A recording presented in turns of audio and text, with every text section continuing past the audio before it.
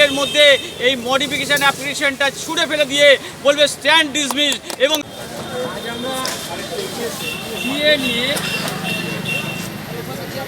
25% বকেয়া সুপ্রিম কোর্টে দেওয়ার অর্ডার থাকা সত্ত্বেও রাজ্য সরকার না দেয়নি, তার প্রতিবাদে কলেজ স্ট্রিটে একটি বিক্ষোভ সভা অনুষ্ঠিত হলো।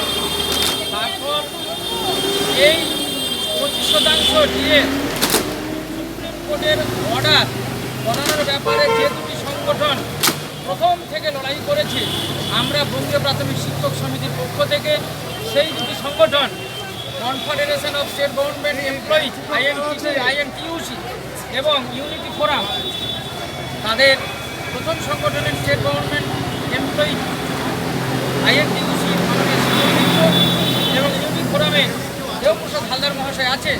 আমরা বঙ্গীয় প্রাথমিক শিক্ষক সমিতির পক্ষ থেকে তাদের সংগ্রামে অভিনন্দন জানাই এবং তাদের এই কাজের জন্য আমরা সমিতির পক্ষ থেকে কিছু অর্থ সাহায্য করতে চাই। আমি প্রথমে মাননীয় সমর মিত্র মহাশয়ের হাতে সমিতির পক্ষ থেকে একটি টাকা তার তুলে দিন। তারপর দেবপ্রসাদবাবুর হাতে আমাদের অর্থ সংগৃহীত সামান্য অর্থ তুলে দিলাম। আমাদের সমিতির নেতৃবৃন্দ সবাই আছেন। আমি প্রথমে সমর মিত্র মহাশয়কে এই যে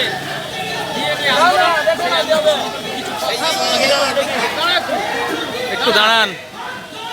দেখুন, জয়েন্ট মুভমেন্ট ফোরাম আন্দোলনে নেমেছে এবং জয়েন্ট মুভমেন্ট ফোরাম এই আন্দোলনের শেষ থেকে ছাড়বে। জয়েন্ট মুভমেন্ট ফোরাম মনে করে দলীয় রাজনৈতিক সমর্থন নিয়ে শ্রমিক কর্মচারীদের আন্দোলন চলতে পারে না। শ্রমিক কর্মচারীদের আন্দোলন তাদের নিজেদের আন্দোলন, তাদের নিজেদের শক্তিতে, নিজেদের সামর্থ্যে, নিজেদের ক্ষমতায় সেই আন্দোলন করতে হবে। আমরা confederation of state government employees এবং ইউনিটি ফোরাম প্রথম দিন থেকে সুপ্রিম কোর্টে এই ডিএ মামলা চালিয়ে আসছি, যার ফলে মহামান্য সুপ্রিম কোর্ট 2009-এর জুলাই থেকে 31শে ডিসেম্বর 2019 পর্যন্ত বকেয়া ডিএর 25% প্রথম ধাপে রাজ্য সরকারকে কর্মচারীদের দিয়ে দিতে বলেছিলেন 6 সপ্তাহের মধ্যে। এই ঐতিহাসিক রায় আসা সত্ত্বেও রাজ্য সরকার দেননি, উল্টে তারা 6 সপ্তাহ অতিক্রম করার সঙ্গে সঙ্গে সুপ্রিম কোর্টে একটা MA অ্যাপ্লিকেশন দাখিল করে সেই একই গাউনি গিয়েছেন অর্থ সংকট।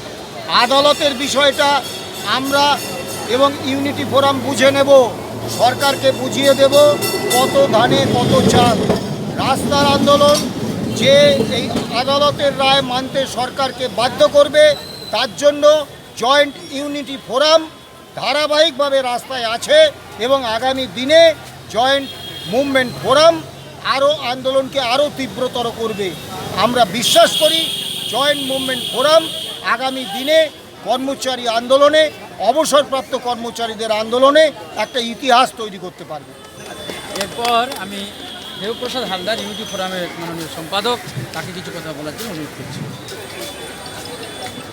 আমি অল্প 2-4টে কথা বলবো যে এই স্বৈরাচারী সরকার 11 সালে বসার পর থেকে কর্মচারীদের দূর দূরান্তে ট্রান্সফার করে আন্দোলনকে স্তম্ভিত করে দিয়েছিল, অর্থাৎ কর্মচারীরা আন্দোলন করতে পারছিল না। ঠিক সেই জায়গা থেকে কিভাবে কর্মচারীরা আন্দোলন করতে পারে সেই চিন্তা ভাবনা করে এবং দাবি যাতে পূরণ করতে আমরা ছিনিয়ে নিতে পারি, সেই জন্যে আমরা আদালতের দ্বারস্থ হবার সিদ্ধান্ত নিয়েছিলাম। প্রথম দিন থেকেই আমরা কনফেডারেশন এবং ইউনিটি ফোরাম দুজন মিলে মামলা করেছিলাম। আজকের সেই মামলার রেজাল্ট আপনারা দেখতে পাচ্ছেন যে মানে জয়ের দোরগোড়ায় ইচ্ছাকৃতভাবে শুধু এই স্টিপুলেটেড টাইমটা 6 সপ্তাহ পার করে একটা মডিফিকেশান অ্যাপ্লিকেশান এবং এক্সটেনশন অফ টাইম প্রেয়ার করেছে। এটা ওই আগামী 4/8/2025 তারিখে বিচারপতি 2 সেকেন্ডের মধ্যে এই মডিফিকেশান অ্যাপ্লিকেশনটা ছুঁড়ে ফেলে দিয়ে বলবে স্ট্যান্ড ডিসমিস এবং স্ট্যান্ড অ্যাকশান নেবে এবং আমি বলছি আমাদের দাবি 100% পূরণ হবে। বন্ধুগণ,